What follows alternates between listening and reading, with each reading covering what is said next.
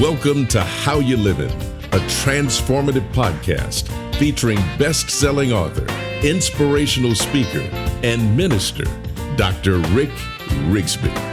And now, Dr. Rick.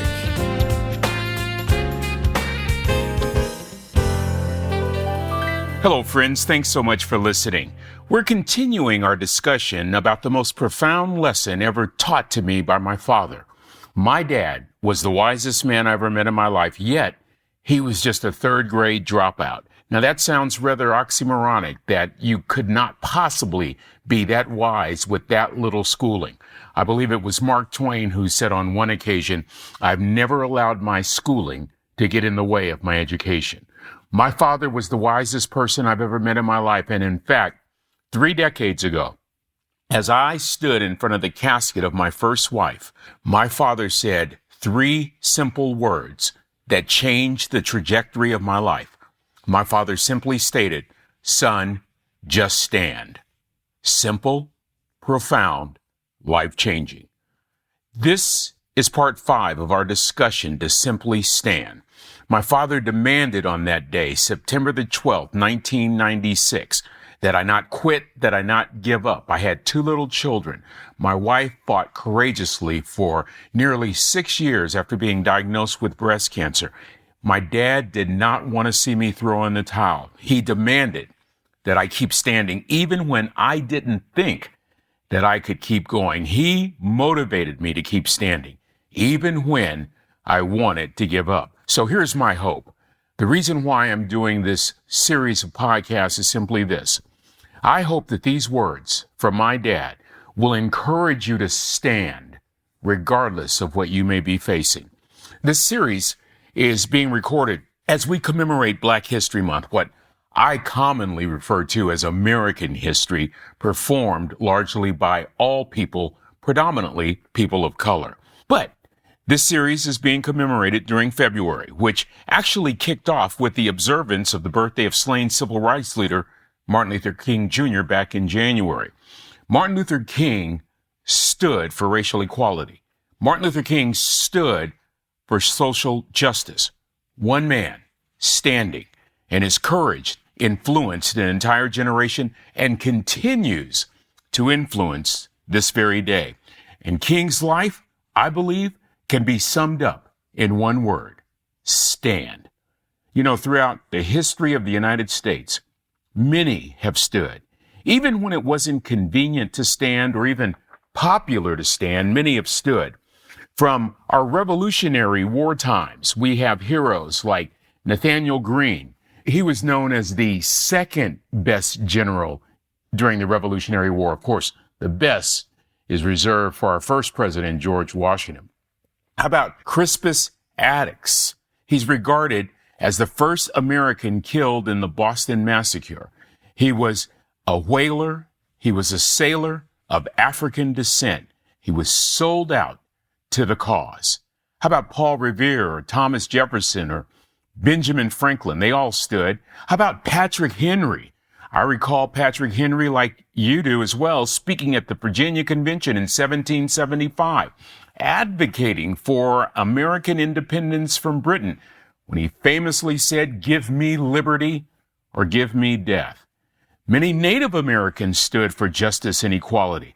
How about Sitting Bull, who resisted white settlement on Native lands? How about Chief Wilma Mankiller? That's right, Wilma Mankiller. She was the first female Cherokee chief. She fought for tribal rights. How about Chief Standing Bear? He fought to believe, to challenge, to do everything he could to convince the larger society that Native Americans were persons with legal rights. It's a fight we're still fighting this very day. Prior to, during, and after the Civil War, many stood on both sides. Many stood to support slavery, but there were those opposing views that could not be ignored as well. I'm talking about abolitionists like John Brown, Nat Turner, Wendell Phillips, William Lloyd Garrison, Frederick Douglass.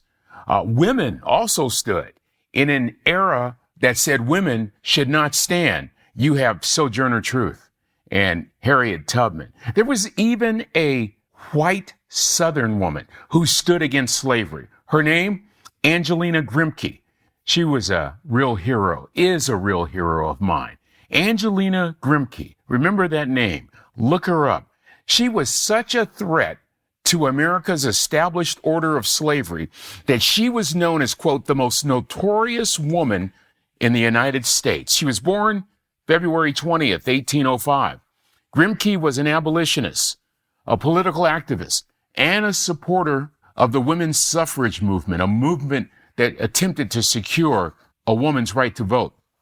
Angelina and her sister Sarah were considered the only notable examples of white Southern women abolitionists. You talk about bucking the tide. You talk about standing when standing wasn't popular. The Grimke sisters, they are perfect symbols of standing, oftentimes alone.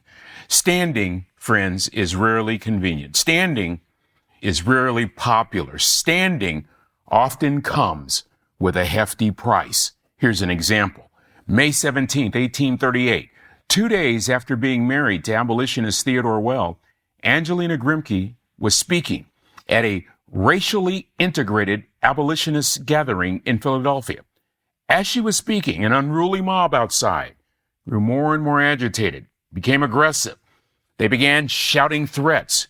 Instead of stopping her speech, Grimke continued, incorporating their interruptions into her speech, saying, among other things, quote, "You deluded beings, you know not what you do," end quote. Despite the rioters outside the building, who by now were throwing bricks and stones and breaking all the windows of the hall, Grimke kept going. She refused to quit. Grimke kept standing. She concluded her speech, left the hall arm in arm with a white woman and a black woman. Friends, it would be the last speech in Pennsylvania Hall in Philadelphia. For within hours upon the conclusion of the speech, the hall was destroyed by arson. But the spirit of Angelina Grimke, making a decision to stand, could not be extinguished. Despite mounting opposition from Southern slaveholders and Northerners who wanted to maintain the status quo, Grimke continued. She continued opposing slavery and advocating a woman's right to vote. Because one woman made a choice to stand, a generation of women found the courage to stand. Grimke made a major contribution to America's historical record, not just in protest, but literature as well. Worth the read is her article titled "An Appeal to the Christian Woman of the South." It was published in 1836, the only written appeal made by a Southern woman to other Southern women regarding the abolishment of slavery. Grimke argued in that article that slavery was contrary to the Declaration of Independence, that slavery was contrary to the teachings of Jesus and the apostles, that slavery was contrary to the first charter of human rights bestowed upon man in the Bible. Arguably, one woman who chose to stand may very well have inspired a future civil rights leader who delivered a speech 100 years later with a very similar tone. In one of the mass meetings to support the Montgomery bus boycott in 1955, it was Dr. Martin Luther King Jr. who challenged America to resist the chains of racial oppression with words reflective of Grimke's plea a century earlier. In fact, I can hear King's words ringing in my heart with a piercing familiarity. King said on this particular occasion, "If we're wrong, the Supreme Court is wrong. If we're wrong, the Constitution of the United States is wrong. If we're wrong, God Almighty is wrong." Even as her health failed, Angelina Grimke kept standing. At home, she and Sister Sarah began a school, and later a boarding school where they taught the children of other abolitionists, including a student named Elizabeth Cady Stanton, who would later team up with Susan B. Anthony to establish the Women's Loyal National League to campaign for the abolition of slavery. They also were the two main organizers of the American Equal Rights Association, which campaigned for the equality for both African Americans as well as women. Stanton that child taught by Angelina Grimke, would become president of the National Women's Suffrage Association. You see, friends, making a choice to stand will offer two immediate benefits. First, you discover a new depth of courage. During peaceful times, during times of convenience, when life appears certain and balanced and things seem to be going well, little demand is placed on our courage.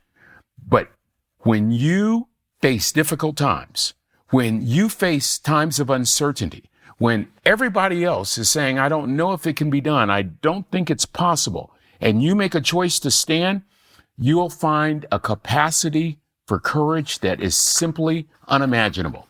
Second, those around you will be affected by you standing, and they'll be affected in dramatic ways.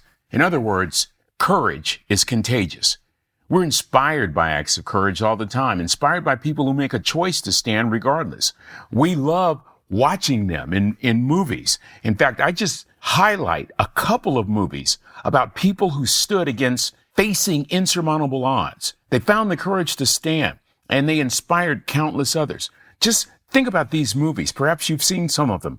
Rudy, the football story, the story of an overachiever in the classroom and on the football field at Notre Dame. How about Sully, the real-life story of Sully Sullenberger, the pilot who lands his plane on the Hudson? How about the movie Hidden Figures, these Negro women working against all odds in the 50s and in the 60s at NASA? How about Russell Crowe in the movie The Gladiator? Starts off as a Roman general, falls into slavery, and literally and figuratively has to fight his way back to restore his honor. There's a famous quote by the character he played, Maximum. He said, "What we do in life echoes in eternity." I hope and pray that you will take a stand regardless of the obstacles, regardless of whether it's popular or convenient, that you'll take a stand. One of my favorite movies is Braveheart, Mel Gibson, a Scottish warrior, William Wallace, who led his countrymen into a rebellion to free his country from the tyranny of King Edward I in England. Famous William Wallace quote that epitomizes standing. Every man dies, but not every man truly lives. Friends, when you stand, you are living. For if you have nothing to die for, you have nothing to live for. And seeing other people stand, it fills us with hope. It electrifies our spirit. It compels us to act on our own accord. We demand the courage to face our fear. We move forward. We take a giant step forward instead of remaining paralyzed. Winston Churchill said on one occasion, "Fear is a reaction, but courage is a choice." When we stand, we place a demand upon our spirit not to quit. When we stand, we impact all those around us. When we stand, our convictions are strengthened. We speak and act based on values and beliefs. When we stand, our resilience grows, our influence grows. It was John Maxwell who said, leadership is influence, nothing more, nothing less. When we stand, we communicate to our brain that we're not quitting, that we're not giving up, that we're digging deep with a resolve that may have eluded us previously. When we stand, we become relentless, resilient, influential. When we stand, others are affected and influenced to do the very same.